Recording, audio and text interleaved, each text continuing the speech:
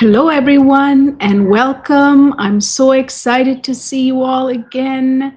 Today, I'm by myself. I don't have any coaches with me today, but I want to talk about something that we all feel like sometimes we let ourselves down.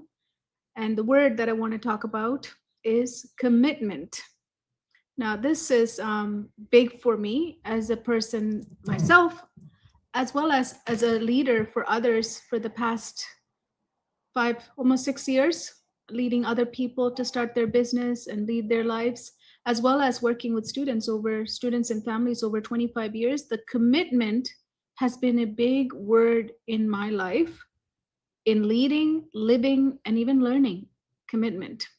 Now, we all think commitment is a discipline, but I wanted to share with you something deeper that could help you maybe see commitment from another perspective. Now, before we get started, those of you who know me, I like to start by bringing myself here and now. Same for you. If you ever caught in this cycle or your loop, our loop of going to the past and thinking about the past, have you been thinking about the past? I have a little bit today. Every day is different, right? Some days we think about our past a little bit more than the other days. Today I did too. Now, because I talk to my brain all the time, I'm able to bring myself back to here and now. Now, you might be thinking, what's wrong with thinking about the past? What's going on? Why can't I think about the past? Of course, we can think about the past. But the thing is, only place that I can do anything about anything that's happening or to move any momentum to happen, I have to be here and now. You agree, right? Only in this space can I create anything. I can move, I can make something happen. In my past, I can only think about it. Now, thinking about good memories, that's great. It's going to give you great feeling, right? That's great. It's beautiful. But unfortunately, we don't think about the good stuff. What do we normally think about? And you got to be honest, right? When I'm talking about this, we all have to be honest. What do we normally think about? We think about, I should have done this. Why didn't I do this? How come it happened this way? Why me? Why did they do it to me? How could they do to me? Why is it happening to me? Right? All these things, all of them are replaying something that you are beating yourself, or you're beating up somebody else that could have done, should have done, and expecting that they should have done something. But it all happened though. That's the thing with the past. It's over. You can't go back and change any of that. None of us can, right? So why do we do it? Why does our brain take us there? Some of you might have this in the middle of the night. You wake up at 3 a.m., 2 a.m., thinking about something from the past, and you're like, why am I thinking about this? I was sleeping. Why did you wake me up? That's because your brain is processing and it wants to talk about it, something that you probably don't even want to think about it because you want to sleep. So the brain has the capacity to pull us wherever it wants to. But guess what? You have the control to pull it back to here and now, because in this moment is the only moment we can create anything. You can create anything. I can create anything, right? So therefore, we have to teach who is the boss here. Your brain is not the boss. My brain is not the boss. I own it, and it needs to be disciplined by me by talking to it. That's why I love talking to my brain. So if you're in the past so much, you're not going to change it. It's like reading the same chapter again and again and again. How many times are we going to read it? What are we going to do with that information, reading it again and again? We need to move on. We need to write new chapters in our life. We need to live new things. We need to create new things. So why not take the lessons? Because anytime we are saying to ourselves, I should have done this, I could have done this, why didn't I do this? Why did they do this? Why not take the lesson from it so that we can implement it in this moment? Because this moment is guaranteed for you and I, right? So that is letting go the past and just take the real jewels from it, the lessons, and bring it to now and here. Another place, I don't know about you, myself, I like to go to the future. We all like to go to the future, right? We want to set intention. We want to know what's going to happen in the future. Am I going to be successful? Am I going to have a good relationship? Is my child going to be okay? Are my students going to be okay? Is my job going to be secure? Is this economy going to turn it around? Is what's happening in the world going to stop? Are we going to get back to normal? All these things we want to know in the future. But unfortunately, we don't have the capacity to plan the future. We could only set some intentions for the future, but we can cannot keep designing a future that's not in our hands. Nobody in this world has the ability to do that. Only we can set intention. So what can we do with this future pacing with our brain? If it starts future pacing and always keep you looping in that future moment, it also doesn't allow you to be here and now. If you think about it, if I'm in the future planning so much, I'm not here. And most of the time when we start planning, guess what our brain also does? It wants to protect us. Our brain's job is to protect us as any moment of our life. So what it's going to do is it's going to project the past and tell us, you remember it happened to you that way before, so be careful when you plan it this way. So not only we're planning something that's not in our hand, we're also projecting the past onto it, and we're planning it. So do you see how much time is wasted? Your brain is not going to be able to do the past and the future and be here and now to do things that needs to get done. So if you ever felt like you were falling out of your commitment, or if you ever catch yourself saying, I'm not disciplined enough to follow through, guess what? It's because your brain might be in the past, your brain might be pulling you in the future, except it doesn't allow you to be here and now. Only in this moment is where I can create change. You can create change. So what can I do with the future? I just need to bless it. It's available to all of us. It's coming. So why don't we just bless it and release it so that we don't have to focus on it? And we can tell our brain to let that go. Let the past go, release the future. Can you come back to here and now? Can you bring all your focus now? And then if you start disciplining your brain and making this type of conversation with your brain, you'll be always in this moment here and now. And in this moment is where we can all learn. Even adults, we're always learning. We're never going to stop learning until we stop living. So then this is the place we can live. We can do anything in our life in this moment. Any other moment, forget it. And also, what about leading? You might think, I'm not a leader. You are a leader. You lead yourself. You lead others in your life that you care. So you are a leader. So if you're not here and now, you're not leading. Even if you're leading, you might not be fully present when you're leading. That's another thing, right? Being here and now is all about being present, because how many of us feel like we're always somewhere else except in this moment? It's so hard to be in this moment. Why? Because of our brain. It pulls us all over the place except this moment in this place right here. So by bringing your hands together like this, it really helps you to bring all of that magnetic energies around us into closure so that you can bring a centering feeling to you and your heart. So from this place, now we can move forward with whatever we need to do. So what else does could help us besides talking to our brain and doing this, bringing our hands together? What else can help us is breathing. I know every one of us breathe all the time. Otherwise, I won't be talking right now. But I'm talking about those deep breaths. I'm talking about those intentional breathing where you set intention for every seconds of it, so that it goes deep into your body, so that it goes all over your body. Also, it also allows you to release anything that you tend to store up in here. Like sometimes, we get so busy, we walk basically up with this, shoulders up in our ears. So we want to release that, and we want to get back to the normal posture. So what can I do? Breathe. So let's do 3 rounds of this breathing so that you can become present with me today. So inhale for 4. Hold for 4. And then exhale for 8 through your mouth. And when you do it, I want you to let go everything, your stress in here, in your shoulders, in your back. Everything has to go through your mouth. At the bottom, hold for 4. Perfect. Let's inhale for 4. Lots of air. It's the one that's in abundance, right? So let's take that in and then hold for 4. Now I want you to remember, everything in your body has to go. Your body is not a storage place. It doesn't get to storage everything that you need to storage. That's not belongs in your body. So let it go. Like all the way out. I'm not kidding. It's going to help you. And then at the bottom, hold for 4. And then inhale for 4. This is one thing that we all have that's been given to us, the air. So take it in and hold for 4. Now let go for 8. Don't hold anything. You don't need to hold any stress. You don't need to hold any fear. You don't need to hold any anxiety. Just let it go. Release it so that it's not in your body trapped. And then hold at the bottom for 4.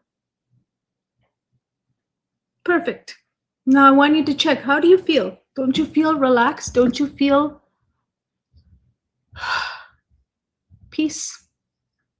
That's what this type of breathing does. Now, does the numbers matter? Do I have to hold for 8? If I can't, some of us cannot hold our breath for 8. Some of us cannot release it for 8. Some of us cannot inhale for 4. It doesn't matter about the count. It's not about being perfect. It's about being intentional and being present, and then feeling how that breath goes into your body and feeling how much you can get out of your body and just release it into the atmosphere. That's what most important here. Not about did I do the counting? That's just being perfect, right? No one's perfect. Nobody has to be perfect. This is not a perfect thing to do. It's a thing that brings you back to this moment. So it needs to be just done according to how you feel. So today, what did I say? I want to talk about commitment. Now, everybody thinks commitment is a discipline. We talked about discipline actually on the last episode. So commitment isn't a discipline, it's a system. We are a biological system. We're a living system. We have systems working together to meet, to be here like this in front of you today. For you to be here listening to me today, everything has to be in alignment and working together. So it's not discipline that makes us stay committed to something. It's our system. If they are ready, then they can then you can have the commitment, right? So most people don't struggle with commitment. It's not the commitment that we're struggling with. They struggle with the system when isn't ready. When your system is not ready, when your body is not ready, when you start committing to things, when it's just not activated in an alignment in activation, and you start committing to things, then the systems were not ready, so it becomes a struggle. So what do we do when we start feeling that way? We push harder, we try to be more disciplined, we tell ourselves that we need to do better, right? We become like our parents or someone who has the authority to tell ourselves, so you need to get this under control, right? And then nothing happens. Then we wonder, like, what's going on? And then we say, is it a motivation problem? Is it me? Is it just me? Like everyone else seems to be fine, right? So after leading myself over the years and thousands of people, what I know now is that it's the readiness issue, right? It's internal readiness issue. It's nothing to do with you setting a goal or you pushing harder or staying so motivated. It's nothing to do with any of that. The problem is, if the systems are not ready, if they're not in alignment, forget it. Commitment is not going to happen. So commitment is not something you or I choose. It's something the systems allows. If these systems are in alignment, it's going to allow me to stay committed, right? So if you keep breaking commitments, it's not that you don't care. It's because something underneath you is not ready. So I used to make commitment. Like, how many of us made commitment to go to the gym? It's one of the popular examples, right? I'm going to go back to that. So how many of us have done that over the years? And how many of us always say in December of every year, oh, I'm going to do this next year. I'm going to be like this. I'm going to get up and do this and that. And then before February, everything falls apart, right? We feel like I didn't keep my promises to myself even. So why is that falling apart? Not because you don't care. Obviously you care, I care, right? That's why we set those goals. That's why I don't even like the SMART goal. I've never followed that, because every time I set up a SMART goal, it seemed like on the paper, it seemed perfect. But when I started to implement it, it fell apart very, very quickly. So I don't do that. I do intent goal setting, which I created myself, and that works beautifully for me. But most importantly, before even we set any type of goals, that's why intention is better than goals. But before we set any goals, we have to ask, are the systems underneath this body, underneath this human soul, are they ready? Are they in alignment? Are they activated? If we don't have answers to those, then we set any type of intention or goal, anything, we're going to not be able to stay committed. So people can stay consistent. What happens? You start something, then you stop, restart, and then what happens? After, it becomes a loop, right? and you try again, and it happens again. You start, you stop, you restart. And we do this with, it could be exercise, it could be diet, it could be something that you want to stop doing or you want to start doing. All of these things, we have these loops that we create, and then we wonder, why am I doing these loops? And then sometimes we're not even aware of those loops, right? Sometimes we ignore it, or sometimes we're in denial that we even have these loops. So before anything can happen, awareness is number one. Before anything can happen, one must be aware of what's happening, what loops and patterns are controlling their life. That's the first step. In our readiness OS, that is the first step. Awareness is number one before anything else. But here we are. So we're talking about consistency and commitment. So when you can't stay committed to something, you're not consistent. You start, you stop, you start. So there's a loop, you fail, and then you ask yourself what's going on if you become aware. If you're not aware, you're just going to continue looping in the same way, right? So when we do this, what is the next step we do when we can't stay committed? What is the next logical step everybody does, even including myself and including the thousands of people I've helped? What would they do? They would probably push harder, or they would be told to push harder by others who are helping them. They would add more rules because, of course, you can't stay committed. So let's add more boundaries here and rules here so that you stay committed, right? And then they would try to get more discipline. We talked about it yesterday. Discipline is also something that is we arrive at. It's something it's a byproduct of all the systems being in alignment again. So discipline is not something you can just get to either. It's not a starting point. It's the end result of something else has to happen. So it's also associated with all your systems as well. But that's what we do. We say, let's get more disciplined because we're missing the discipline here. So then if we do all of that and it's still not working for us, what do we start doing? We start calling ourselves, or others starts calling us, we're lazy. Now comes the label, right? Now comes the name stating, and then now this becomes the identity. Afterwards, it will be an identity loop. So laziness or lack of commitment. You just lack commitment. I can't trust you, right? There's no follow through. You don't follow through on anything. So then we lose trust. People will lose trust on us, right? If we don't follow through on things, we can't stay committed. So we've been measuring commitment at the behavioral level, at the surface level, right? Because it's an output. I'm not seeing commitment as an output. So that must mean that there's something about you that's not matching. So you can't stay committed. So you're lazy, you're not following through, you lack commitment, you can't trust you, all of these things output as a behavior, and that's how we measure it. But we don't think about it as the source, right? We don't think of it as a source. Commitment doesn't live in the willpower, it lives in the systems. If the systems inside this body is in alignment, if I could activate them, I will stay committed to my output that I need to be. That is how I become committed to whatever I need to get done. So if the systems are not, then we have a problem internally. There's a source to this problem, but we just look at it from the surface as you're this, you're that, you can't do this more. Can you do more discipline? But none of this work. We all know none of this work because we are in a loop. So when the nervous system isn't safe, when the energy is low, when the protection is active, the brain is not choosing inconsistency, it's protecting. A lot of the time, when our systems goes off is when it's in protection mode. That's number one, because our body and our brain, what does it want to do? It wants to always protect us. So if it's not doing what you're asking it to do, a lot of the time it's under some stress, and that stress is causing it to feel like it's not safe. So it means that I need to protect. When I'm protecting myself internally, I'm not going to be disciplined. I'm not going to be committed to things because I am not ready, because I have other business to take care of for this body, right? So when this body is feeling that stress, it's not going to be going, okay, let's stay committed to whatever I have to do, right? So what looks like to many people in this whole world, everybody reads this as they're not committed. It's not committed. They're not committed, right? But it's not ready. Your system is not, your body and your system is not committed, it's not ready. It's doing some other job that it's focusing on right now, and you're commanding it to something else, and it's overriding it. So what do we need to do? We need to stop treating it at the behavior level.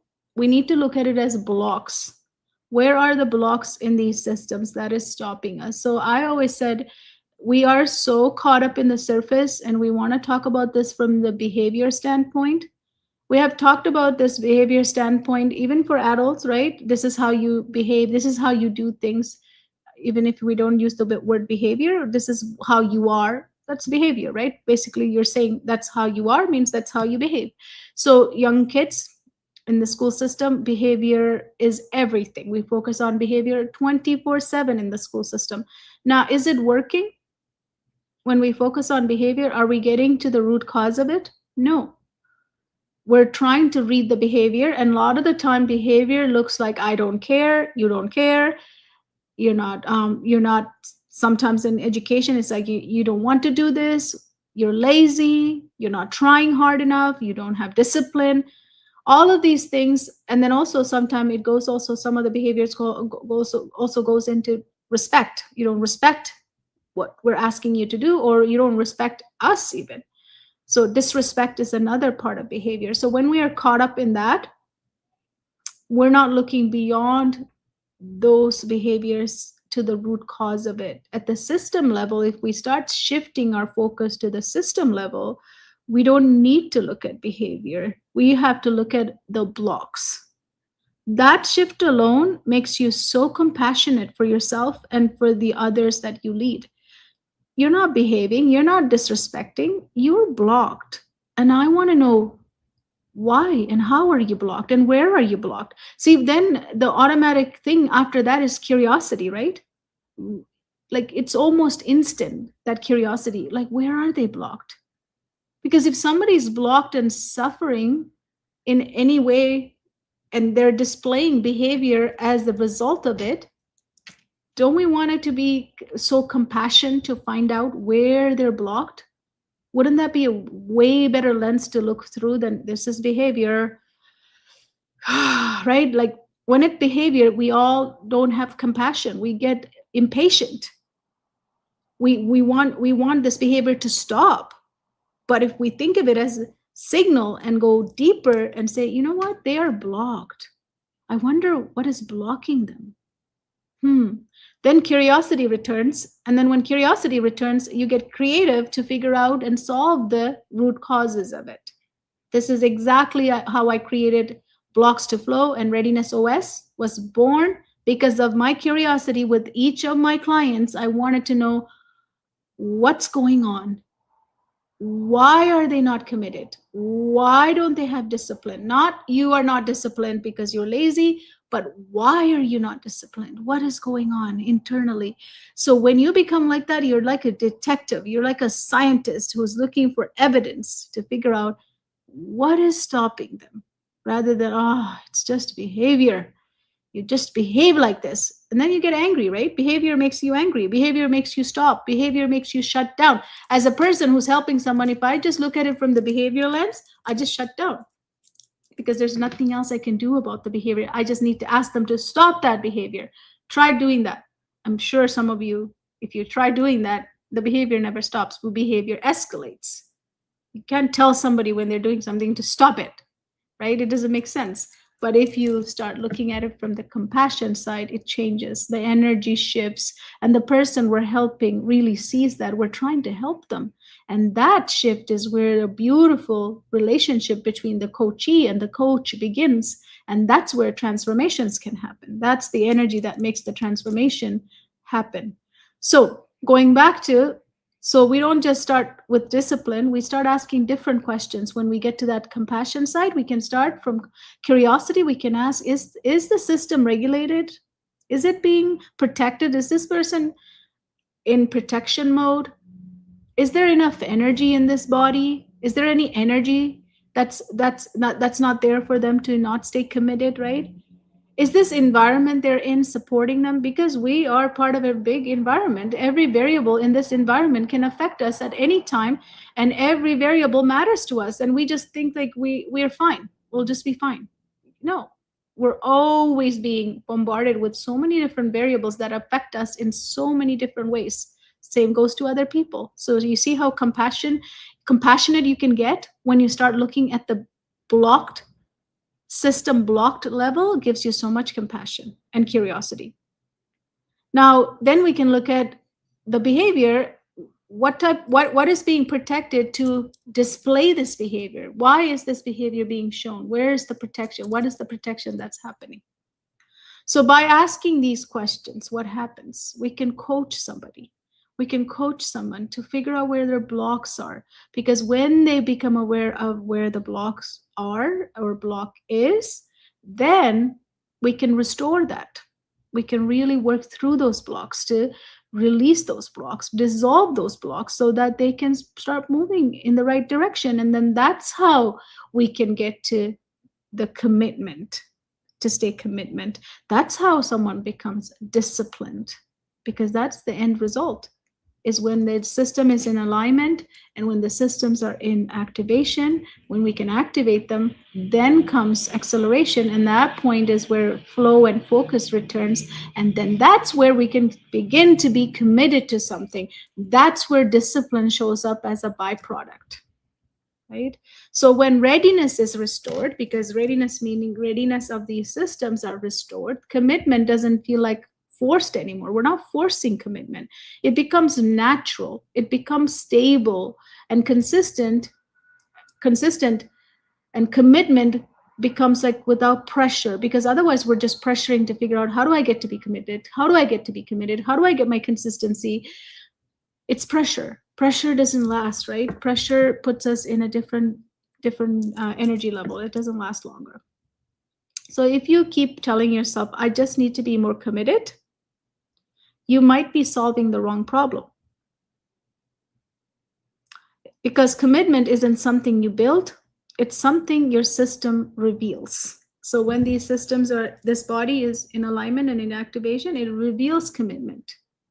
That's how we get to be committed to our whatever actions we want in our life, so we can stay committed. So something that I wanted to say is, with exercises and with taking care of ourselves, loving ourselves, these are some of the things that almost all of us have hard time as adults too. And with young kids, it's about their homework, staying committed to their commitment to their homework, schoolwork, or their extracurricular activities, or what they desire to get done. And sometimes they fall short and they're not getting there. So we say, are you lazy? Why aren't you getting it? You need more discipline. You're not listening, all these things. And we tell ourselves too. But all of this is not happening, as I said, because we're blocked, the systems are blocked, and we don't ask from the system perspective, curiosity questions. We ask from outside perspective. When the behavior shows up, we ask questions from outside. So that's why I always say you have to build from inside out. Everything is inside, comes out as results, which we are talking about, commitment and discipline. So don't worry if you're beating yourself about, I didn't get up at 6 a.m. to work out. Don't worry about it. Because if you keep worrying about it and telling yourself, you know how much of a failure I am because I didn't do that. You know, I set so many goals beginning of this year. Now I haven't done anything. Half of it is not even done. I'm not committed. I don't have discipline. Don't beat yourself up. Look inward. Look inside. Are you home? Are you in this home, in your home? Not in your physical home, in this body. There is a home for all of us. Because of our busyness, because of our life, how we have evolved, and how our education system has trained us and conditioned us, and how our society has conditioned us, all of us are always pretty much out in this space. We leave our home. And then we leave this soul empty. So when we get to come here, by looking at it from the system perspective, everything will shift. And then that's where you can really find the answers to why you're not committed. It always has a deeper meaning. Your commitment always is attached to something else. Your discipline is always attached to something else with a greater meaning. And when you can find that and when you can unblock it, you will be committed. You will be disciplined, because these are all byproduct of that alignment and activation. So that's what I want to share with all of you today. And if this is something like you want to work on, you want to figure out where your blocks are, if you feel like this is so woo woo, I'm not sure what she's talking about. It is not woo woo. It's actually based, neuroscience based, and biology, because we are made out of so many systems. This is a biologically living system. We have so many things working for us to keep us like this, right? As a person functioning in this world. So why don't we ask the real questions instead of just looking at what's being output from it and reading it as if that's who we are? Why are we reading from the output? Why don't we look at what's happening inside? It makes sense. It's scientific. So let's start being scientific about our body, because we are a living thing, right? Awesome. So if something is speaking to you, send me a DM. If this makes sense, send me a DM. If you have anything other than that, you want to ask me or ask a question, or you have another perspective on this, please share with me, because we all can learn from each other always, right? So send me anything. So until tomorrow, think about how you are reacting to how commitment in your life looks like, how disciplined you are in your life. Think about all of those things. And have you been analyzing from the external outputs, or have you been going inward and checking out if you have any blocks that could be associated with how committed you are and how disciplined you are? That's your challenge for today. Think about it, and I'll see you tomorrow. Thank you so much for joining me. This is very important, to stop blaming ourselves from the output and start looking inward, so that we stop blaming ourselves. There's no point in blaming ourselves continuously or others that we take care of and say you lack discipline or you're lazy, because there's nothing to do with that. It's more of internal work that has to happen. It's the internal alignment that's going to bring us the commitment and discipline. So why not go inward? That's the challenge. Thank you for watching, and I'll see you tomorrow.